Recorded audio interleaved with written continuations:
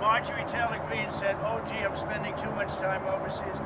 So let's say I don't meet with China. You know what's happened right now to Georgia and to every other state? They're not working because your magnets and your rare earths would have kicked in, and there wouldn't be a factory in the world that was working. If I didn't have a relationship overseas with China, with Japan, with South Korea, with all of them, Malaysia, I went to Malaysia, but visited many more countries than that. If we didn't do that, if we just stayed right here, you would right now have no factory anywhere in the world that would be working because of rare earth with China. Not only that, we made a deal with China. We take in billions and billions of dollars. We made a deal with Japan. We take in billions of dollars. We made a deal with South Korea. We're taking in billions and billions of dollars. If I would stay home, none of that would be happening. And by the way, I stay home 98% of the time. The last thing I want to do is travel 22 hours in an airplane, as nice as this plane is. So, you know, Marjorie Taylor Greene is not anyway, I mean, she is a very different thinking than I have. Something happened to her over the last period of a month or two where she changed, I think, politically. I think that her constituents aren't going to be happy. Already, I have people calling me. They want to challenge her to a race in her district in Georgia. And, you know, that's too bad. She's lost a wonderful conservative reputation.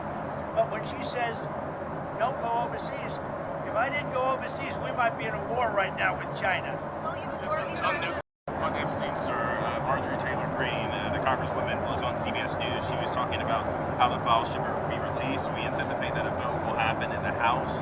I know you wrote about the investigation today. I don't care about it, released or not. What I think you should do, if you're going to do it, then you have to go into Epstein's friends. This Reid Hoffman spent a lot of time on the island. I was never on his island. Bill Clinton went there supposedly 28 times. You're going to have to look into his friends because, you know, if they're going to do that, and I think the perfect guy to do it would be Southern District, somebody like Jay Clayton. I understand that's who's been assigned. But does the congresswoman have a point, though? Does Marjorie Taylor Greene have a point? Does she have a point, though? I know nothing about her. On the release of the files. All the files. Well, they can have whatever they want. They already do. I think they have 50,000 pages already. Look, this is a Democrat hoax. This is a hoax put out by the Democrat, and a couple of few Republicans have gone along with it because they're weak and ineffective. But this is a Democrat hoax to get away from the fact that they just lost the shutdown, and they've lost the elections. They've lost the big election, to me, in a record number. They lost the popular vote. They lost the swing states. They lost everything. I think it was 312 to 220 something. So this is a way of not talking about that. It's a hoax. This is no different than Russia, Russia, Russia. And it's headed up by Democrats and some very weak Republicans. I was just wondering if you have a timeline. Very few. Mr. President. Hello, everybody. How are you? How are you? With the Saudi Crown Prince next week. More than meeting, we're honoring Saudi Arabia, the Crown Prince. Yes. What are your goals for the meeting? Have you decided whether to sell F-35 fighter jets to Saudi Arabia? Are you going to do that? Well, they want to buy a lot of jets. We make the best jets. We make the best missiles. You saw that when we took out the nuclear capability of Iran. So, yes to the jets, or you're not sure yet? I'm looking at that. They've asked me to look at it. They want to buy a lot of 35, but they want to buy actually more than that fighter jets, yeah. Will the Abraham Accords be a part of that conversation? Perhaps getting What? the Abraham Accords, getting Saudi Arabia. And the Abraham Accords will be a part. We're going to be discussing. I hope that Saudi Arabia will be going into the Abraham Accords fairly shortly. Thank you, Caroline.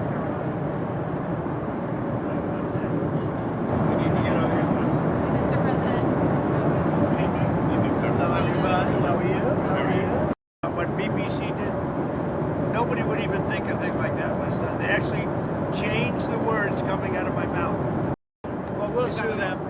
We'll sue them for anywhere between $1 billion and $5 billion, probably sometime next week. So you're ready to take. Well, I think I have to do it. I mean, they've even admitted that they cheated. I mean, not that they couldn't have not done that. They cheated. They changed the words coming out of my mouth. The people of the UK are very angry about what happened. shows the BBC is fake news. Of course, you and I knew that for a long time, but we didn't know it was this big. Have you raised the issue with Keir Starmer?